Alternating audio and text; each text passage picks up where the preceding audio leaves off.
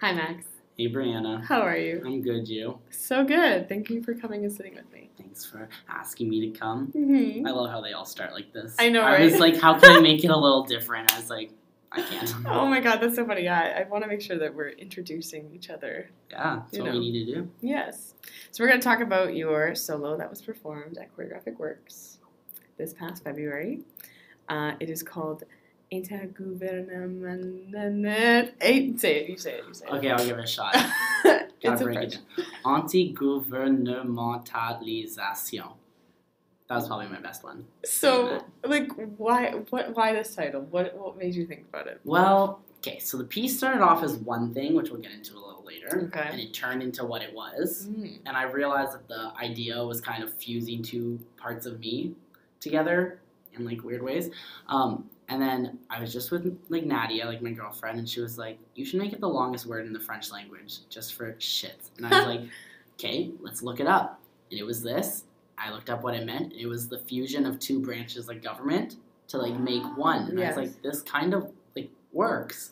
And then I was also just like, yeah, it's friggin' funny to have, like, this long-ass French title. Everyone's going to be like, intergouvernementalisation? Like, what is it? Yeah. And, like, so I was just like, you know what? Fuck it, let's do it. Yeah, Like, let's make it long. Let's make it random. And like all lowercase letters. Love Yeah. that. Love that. Artsy. Cool. That's so weird. I feel like the title says so much about what you put out. And so you're saying that it started as one thing. Because I remember watching you audition and it was like the alphabet song, wasn't it? Yeah, it was Such a different... yeah, you know? so I auditioned it and created it as a piece for me. Okay. I wanted to dance the way I dance. And not even the way I dance, but just like the way I wanted to dance in that moment. As you should. And I hadn't done that in years. Mm. Because, like, when have I had the chance to really dance the way I dance? Because everything is, like, in a choreographic process with someone else. So I have to, like, keep in mind what they're asking me to do and all that stuff. Right. Or, like, I'm choreographing for a show. And this time I was like, you know what? I don't want to choreograph for a show. Like, I want to choreograph, like, what I want to choreograph. So Nadia found this song, and it was the alphabet in a love song. And I was like, I'm inspired, and I don't know why. Like, Yeah. I was inspired to use my, like, training to, like, manipulate the letters of the alphabet. I was inspired to make a contemporary dance to this, like, kind of jazz song. Right. So I created the whole dance like that. It was fun, upbeat, good times. And then I realized if I'm being realistic and I wanted to get into the show, I should come with a second option. Something darker, something more low-key. Okay. That still let me keep my movement, but Yeah. it would change my movement. Well, yeah, for sure. Yeah. So then I did. I auditioned both. Okay. And they asked me to do the darker one. So that was different. Did you disagree with them? A little bit at first. I wanted a faster, fun one. I fought for it. Okay. I tried to find edits, like to make an edit of both of them. Yeah. And then I just sat down with Louis and I was like, okay, what? Tell me what to do. And he was like, here's the thing. You have the aura and personality that make people smile. He does. So- He really does. So when I'm dancing, like when I'm dancing contemporary, like he smiles and he like, even though contemporary dancers have this like facade of like I'm depressed and I'm dancing and I'm so deep, he's like, Yes. when I watch you and when we watch you, we smile a little bit. It's like a little kid saying something really scary in a horror movie where you're scared but you're also like, but it's a little kid. And he's like, that's what my dancing was like. So having this dark song, which translated to dark movement and dark like aura, was such a counterbalance. Okay. And I was like, oh, okay. I didn't know that it did that. I just picked a song to please you, basically. And I was like, well, I think I should play with that. Like, how can I counterbalance these two things? So then I went with that song. I started to like it more. I talked to Vicky, too, and she was straight up like, Max, like, yes, you are that, but I also know sometimes that's just you're a people pleaser and that you can be an asshole. And I was like, So that's where this idea of fusion, like, how can I bring my Both sides, right? bubbly side Yeah. of my personality and the darker side of my personality, and also the bubblier side of the movement that it originated from, to this darker place. And that's where this, like, fusion of, like, bringing two things to create one thing came through. Very cool. Mm-hmm. I feel like that definitely is shown, and it's kind of nice to play with both, because then you're not like a one-sided person, you're not a one-sided choreographer. It gave me the opportunity to like see how movements transform, which is I'm so interested in. Every single piece I create for a non-competitive place always deals with like, how can you do one thing but be different? Like for Encore, I created a trio where each of the girls were portraying different emotions but doing the same choreography. For this year for choreo, I made a piece about the deconstruction of like a house party, where it's like the same thing but it's different. I'm so interested in that, and this one worked. Okay. Like there's something about doing the two that fused. So it's a good starting point to continue this like idea that I've been looking at for a couple of years now. Cool. And is this, I mean, this is a great segue. Like, is this something, this solo, would you want to remount it? Would you want to expand it? Or like, do you want to leave it in choreo and like, that's where it is? Realistically, I will probably leave it in choreo. That's but fair. if the opportunity arises to expand it, and I would love to go back to the other song. Okay, yeah. And see what happens. See where it's gone. Because the movement got darker. I decided to use a little bit of silence at the beginning and end, so it's longer. Right. Like I had like more sections than I did before, like because I was trying to match the letters. So I'd love to see what happens. Okay. Now to that song. So if I did remount it in some way, I would definitely want to try to bring the out of this song into it and see what happens. Okay, that works. Yeah. Because I feel like we can use these opportunities of performing. Either leave it in choreo and, forget about it, or, it's a thing that happened and we move on. Mm-hmm. Or as a student and as an emerging artist, like, build upon it, expand upon it, make it something more. And I feel like that's something that you're heading with, like, this fusion of ideas. Yeah, and even just talking now, like, what would happen if I added another person? Right, like not a solo. Yeah, that changes everything. And I fuse the ideas literally instead of like metaphorically in my head to translate to what the audience saw. What if I actually fuse two people to like start in different places and end up in the same one or something? I'd have to explore that more. But yeah, I think I would be interested in bringing it back, seeing what happens. But I'm also okay letting it go. That's okay. Like it's fulfilled me. Right. But if the opportunity arises in the future to bring this one back, I will. Okay. Like, I'm not done with it, but I'm fulfilled. Solid, yeah. Are you someone, and like I've also created a solo myself. Like, are you someone that doesn't?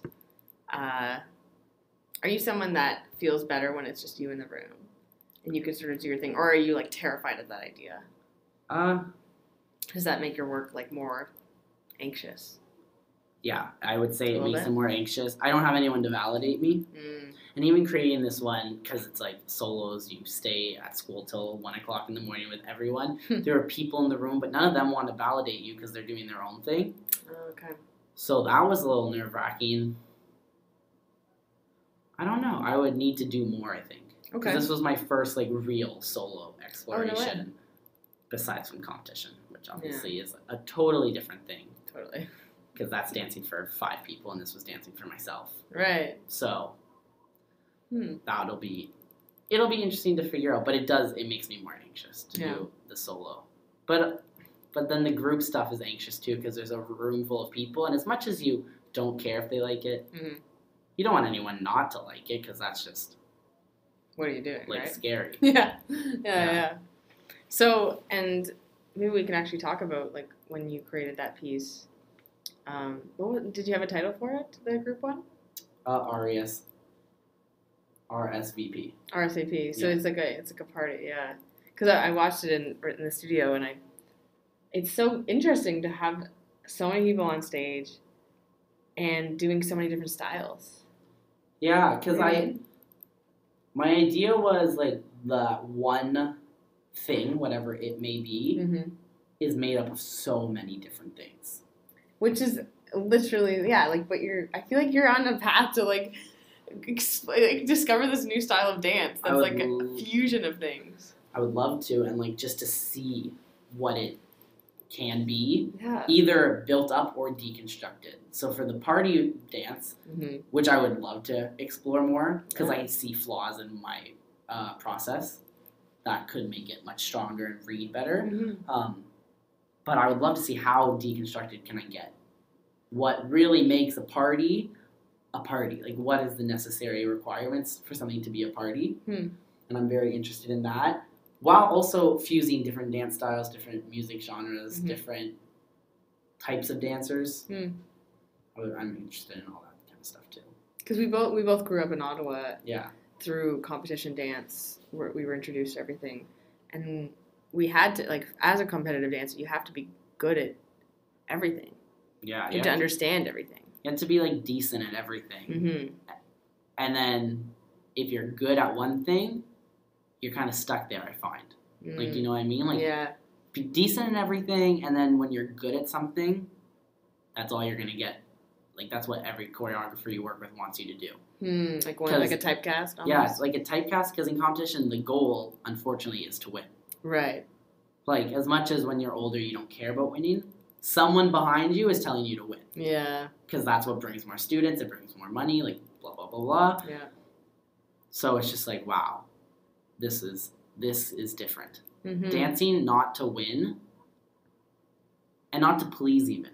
Dancing to create and to invoke something is so different. Yeah. Which is exciting. As like a student at Ryerson, do you find that you've been able to get out of competitive dance, or do you still feel like you're in that world? I'm not in that world. Yeah. Personally. Unfortunately, I go back to that world to teach. Well, not unfortunately. I love teaching and choreographing. But I'm still in it in that sense.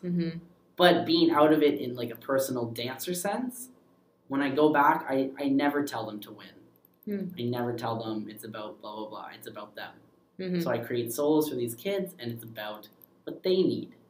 It's not about what the studio needs. It's not about what a judge will like.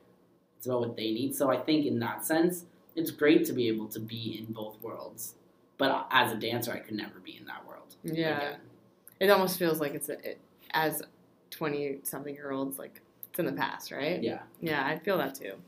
Although it comes up to, haunt us a little bit, because that's all we've known, right? Yeah. Yeah. And it's a funny thing to look back at.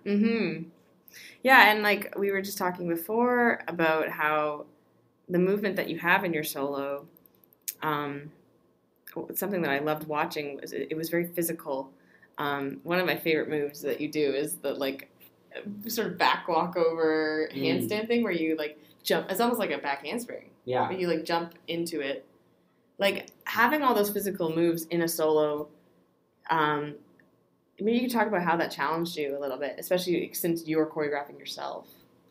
Yeah, I think it's another fusion thing. Okay. Because going back to competition, there's, like, tricks and stuff that you put in, but it's not fused. It's just, like, dropped in there. And that's what makes something so competition. Yeah. But I think a successful fusion of a technical move into movement just makes it a movement. So I had the challenge of making sure that anything I put in wasn't there to show off. Okay. It was there because whatever was happening at that time is what it told me to do. So in the case of, like, the low back handspring, in the original song, it said ease for exciting. And I was like, what's exciting? It's like, well, like, a flip is exciting. It always gets me, but I'm not about to do a flip. So I, like, broke it down. I was like, what can I do? And I learned this back handspring thing in the summer. And I was like, well, this is, like, a chance to do it without it being a trick, because it is what it is. It's what the movement is telling me to do. Okay. So that's where that came from. Or even there was a moment where I had, like, a kick and a développé to second, which can be seen as, like, oh, you're just flexible and you're showing us. But in the original song, it was, like, the shape I was making was L. Okay. Yeah. So I brought it to L, and then I brought my leg up so I could slide down. Cool. So I think the challenge was making sure that I was putting my technical elements in the right spot. Yeah. And putting my technical elements in because I it needed it, not because I wanted it. Right. So that's always a challenge. Like, how do you integrate technique? How do you show off without showing off? Yeah. Because we train so much. We train every day doing all this stuff. Yeah. Jazz class, modern class, ballet class. Like, why not put it in if it's everything that we've been, working towards? Yeah, it's what we spend 3 hours or more a day doing. Right. Are these technique classes. And I understand that technique is a foundation so that you can do all this other stuff. Yeah. That translates to movement, but sometimes you just want to put it in. Sometimes you just want to kick your legs a second. Yeah, and sometimes you want to have fun. Yes. And since the point of the piece was like, I originally dance how I want to dance, like, I like doing that stuff sometimes. Like, I joke around all the time before classes, kicking my legs up, doing turns, like aerials. And I was You literally did it today. I literally did it today. And I was just like, well, if it's what I like to do sometimes, I may as well do it. And I just found ways to work it in, which is exciting. And then also, there's a point I'm going to want to get to not do that. I want to see just what happens when I really focus on pure movement and see where my technique leads there. And again, like, you can do both. Yeah, you can fuse both. You can do both. Right. It's like the best of both worlds, really. Amazing. Amazing. Cool. Is there anything you want to plug that's coming up for you? Like maybe what you're doing this summer? Well, I just auditioned to do some work at Canada's Wonderland. Oh my god. So that's very theatrical and totally different. So cool. So that's exciting. I hope you get it. I hope I get it too. It'll be exciting to see, because that's going to be as competition as I dance probably in my career. From what you were telling me about the audition, probably. But that's okay. But like how, with my training now, and my training I'll be getting, is it going to help? That's what I'm excited to do. Okay. Will it, because that type of dance, like really over the top theatrical, well, you just did a very theatrical piece with Peter Rabbit. I mean, not to the same degree that Wonderland is. Like, we really made it work for the space we were in. But the space they're in is like high kicks, turns, like the most all the time. So it'll be interesting to see what that teaches me to do in the future. Like, is it just going to build my stamina up? Is it going to keep me away from that world? Like, what is it going to teach me? So I'm really excited about that. And then I'm hoping just to dance this summer. Nice. Like, I want to try to find jobs to dance. I want to find places to choreograph. I'm going to probably submit some stuff for festivals and like New Blue and all that kind of stuff. So hopefully some of that stuff gets in. Amazing. Good for you, man. Well, thanks for coming and sitting with me. Thank you for having me. Appreciate it. it. Awesome. It's been worlds. Yes. Let's do it.